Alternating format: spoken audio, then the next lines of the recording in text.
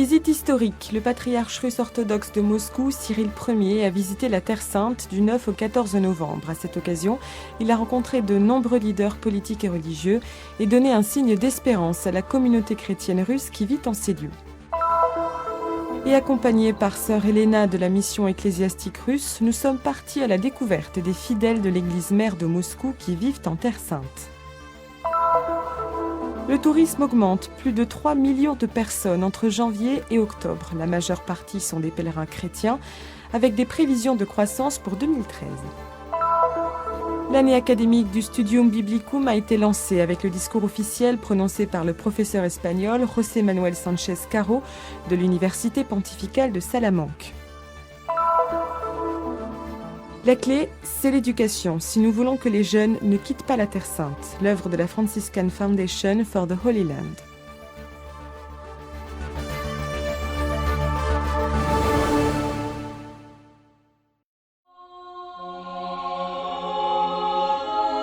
La custodie de Terre Sainte suit avec inquiétude l'évolution de la situation dans la bande de Gaza, le résultat d'un conflit complexe qui depuis longtemps peine à trouver des solutions appropriées et se joint à la prière des autres églises de Jérusalem pour les victimes de cette escalade de violence qui, une fois de plus, ensanglante la Terre Sainte.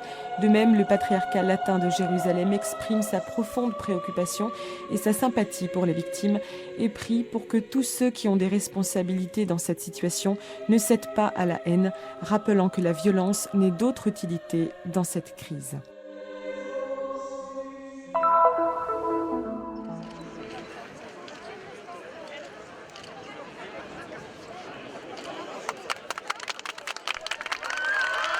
Certains vont jusqu'à dire que cette visite, par son importance, arrive juste après celle du pape Benoît XVI en 2009. Cyril Ier, patriarche de Moscou, a commencé son voyage en Terre Sainte par l'entrée dans la vieille ville de Jérusalem, par la porte de Jaffa. Du 9 au 14 novembre, un programme chargé de rendez-vous, à Bethléem également, où il a rencontré de nombreux leaders politiques et religieux. Un moment attendu par les nombreux chrétiens russes orthodoxes du pays, même s'il est impossible de les dénombrer avec précision.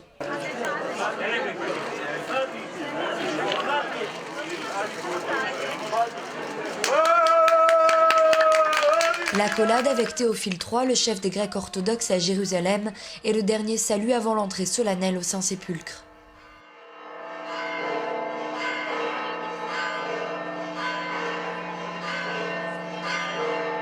Le scénario du patriarche suit la tradition de toutes les entrées solennelles et en premier lieu, il honore ainsi la pierre de l'onction.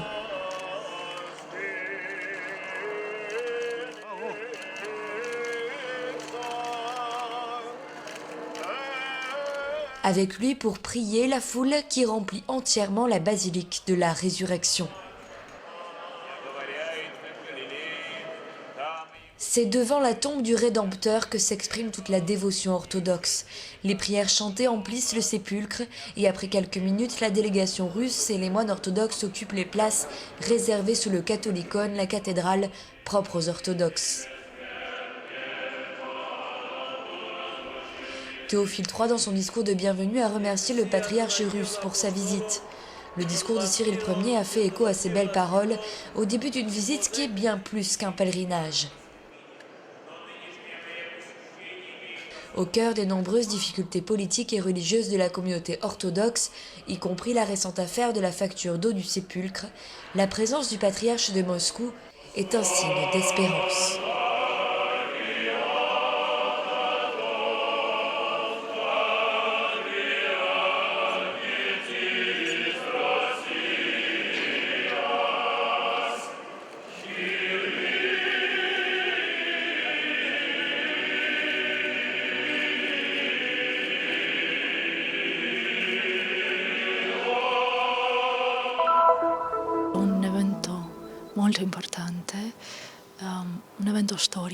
Un événement très important, historique.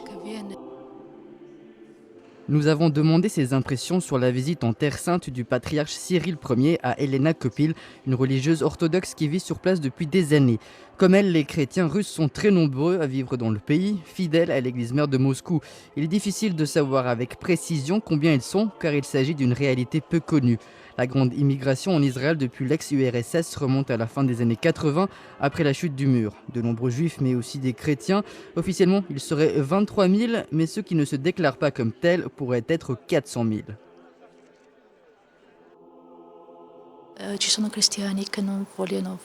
Il y a des chrétiens qui ne veulent pas se déclarer officiellement dans les monastères ou encore auprès des autorités israéliennes. Non tutti vengono in chiesa ogni sabato mattina, ma ci sono Ils ne viennent pas tous à l'église tous les samedis matins. Mais la communauté est très vivante à Jaffa par exemple, vraiment très vivante. Ils ont aussi des écoles pour les enfants, pour les jeunes, et un cours d'éducation pour les personnes adultes. hanno anche un corso educativo per gli adulti. Pour faire face à cette situation délicate, au fil des ans, l'Église russe a lancé une campagne de réévangélisation en défense de l'identité chrétienne des immigrés. Pour cela et pour d'autres objectifs, la mission ecclésiastique russe existe déjà depuis le milieu du 19e siècle. La Jérusalem juive accueille cet ancien bâtiment qui se situe au début du Russian Compound, le vieux quartier des immigrés de l'ex-Union soviétique. Près de la merveilleuse église de la Sainte Trinité, ce complexe administratif prend soin de tous les aspects de la présence russe en Terre Sainte.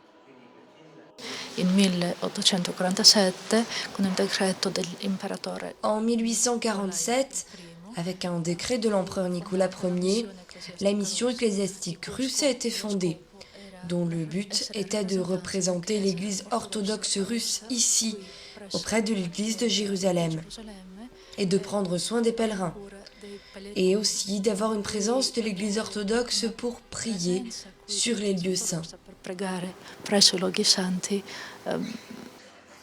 Dans cette mission, une petite communauté de sœurs travaille, guidée par un prêtre-prieur.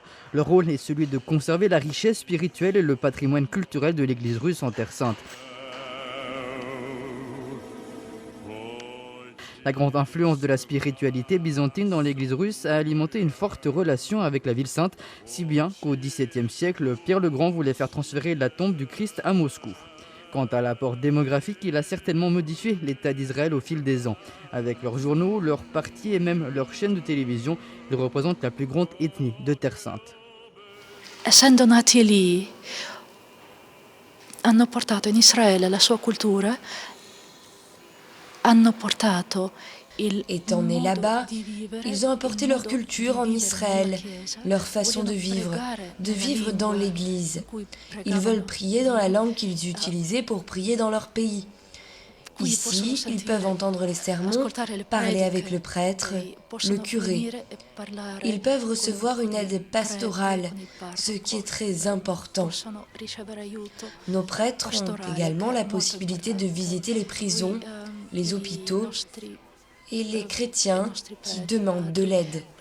hanno la possibilità di visitare i carceri, la visita di visitare gli ospedali se i cristiani di là chiedono aiuto.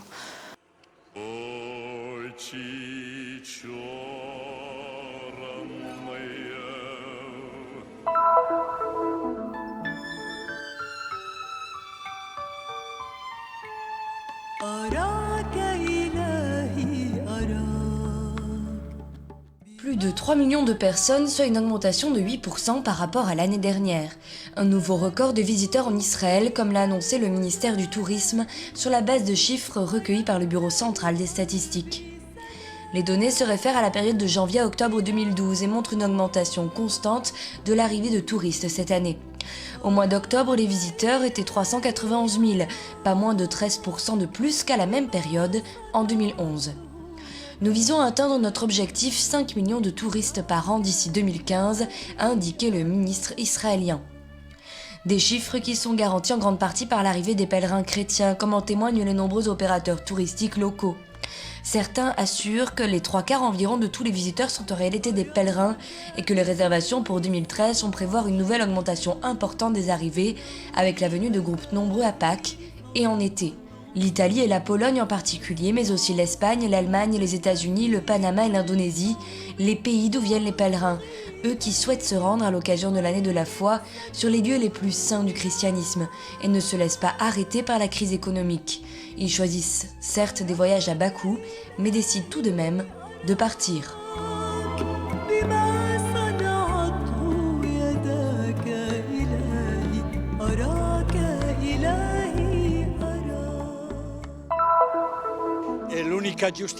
La seule raison d'être d'un centre comme le Studium Biblicum Franciscanum est de préparer les professeurs qui aideront les ministres à prêcher la parole de Dieu. Tel est le but du Studium Biblicum, expliqué et efficacement résumé par le professeur Sanchez Caro de l'université de Salamanque. Et c'est ce prêtre espagnol qui a prononcé le discours d'ouverture de l'année académique. Exégèse théologique ou scientifique de la Bible, quelle méthode utiliser pour interpréter les Écritures saintes? Mais attention, recommande le professeur et théologien espagnol, on ne peut pas laisser la Bible aux universités seulement, car la parole de Dieu doit être au service du peuple de Dieu. Et alors, la méthode change, elle aussi. Se soltanto usiamo I metodi scientifici, noi Si on utilise uniquement les méthodes scientifiques, nous apprendrons beaucoup de choses, mais ce sont des choses du passé. En revanche, si nous abordons la Bible comme parole de Dieu, car l'Esprit de Dieu a parlé avec l'auteur, alors les paroles de la Bible ont un sens pour ma vie, aujourd'hui. le parole della Bibbia sono significative per la vita mia personale oggi. Le rapport entre exégèse et théologie est une question très débattue au sein de l'Église, si bien que Benoît XVI est intervenu au synode, improvisant sur ce sujet. La science et la foi occupent chacune leur place sans besoin de division. C'est ce que conclut le professeur Sanchez, en accord avec le pape. Avec un nota bene final. Se non ci fosse l'omelia domenicale, S'il n'y avait pas l'homélie dominicale, les méthodes storico-critiques seraient quelque chose d'inutile et d'absolument insignifiant. insignificante. En deuxième partie, Giovanni Gianfrate et Antonio Cimato, tous deux chercheurs au Centre national de recherche, ont parlé pour la première fois à Jérusalem, après la conférence de presse qui s'est tenue à Rome, de l'état de santé des oliviers de Gethsémani. Dans leurs interventions, ils ont confirmé le bon état de ces plantes millénaires, filles, génétiquement parlant, d'oliviers plus anciens, qui remontent sans doute au temps de Jésus. Témoins, eux aussi, de sa passion.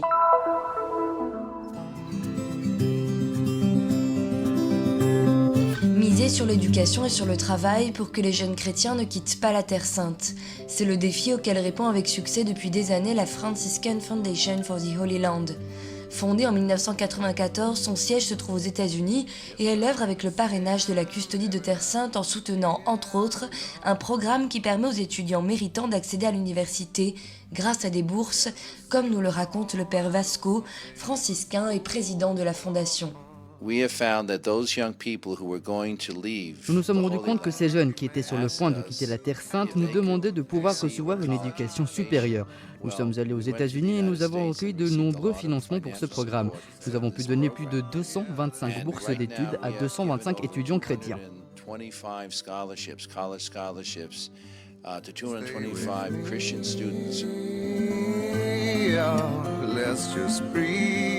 La communauté chrétienne de Terre Sainte est de plus en plus minoritaire. Elle représente moins de 2% sur la population totale d'Israël et de Palestine. Dans les années 50, le pourcentage était de 25% et aujourd'hui, on estime qu'environ 500 familles quittent la région à la recherche de meilleures conditions de vie chaque année.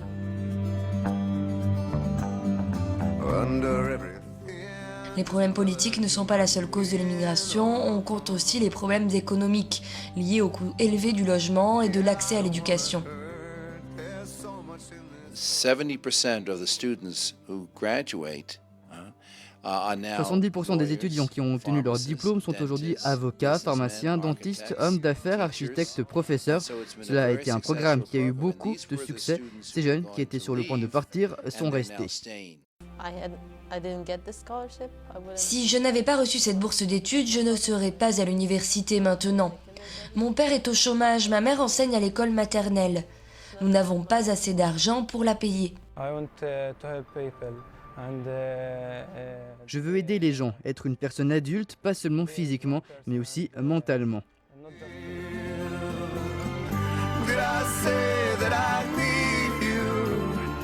Le travail de collecte de fonds de la Fondation est ainsi à l'intention de programmes d'éducation. Pas seulement l'éducation supérieure, mais aussi l'aide aux familles en difficulté pour faire face aux dépenses de l'éducation primaire et secondaire de leurs enfants, et le soutien aux jeunes qui choisissent une formation professionnelle ou musicale. The key is education.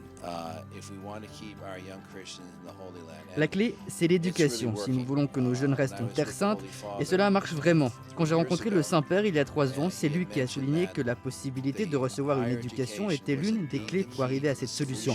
Faire en sorte que les chrétiens ne partent pas. Cela a été une confirmation pour tout ce que nous avons fait au cours des 14 dernières années.